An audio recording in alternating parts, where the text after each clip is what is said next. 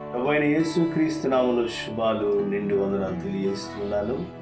క్రీస్తునందు ప్రియులారా, మనం అయ్యా మా కోసం ప్రార్థన చేయండి అని ఒకవేళ ఎవరినైనా అడిగితే వారు బలమైన ప్రార్థనా వీరులైతే, ప్రార్థనా పరులైతే మన జీవితాలకి ఎంతో శ్రేయస్కరంగా మారిపోతుంది.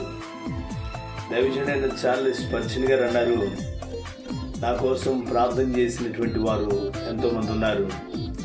ప్రార్థనా వీరుల చేతిలో నేను ఉయ్యాల ఊపబడ్డాను అన్నాడు.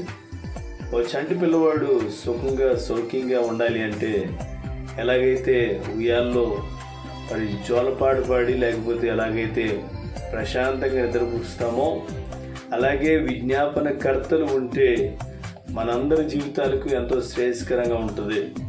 మనమే విజ్ఞాపనకర్తలుగా మారితే విజ్ఞాపన వెన్నుముక లాంటిది అన్నాడు చార్లెస్ స్పర్జన్.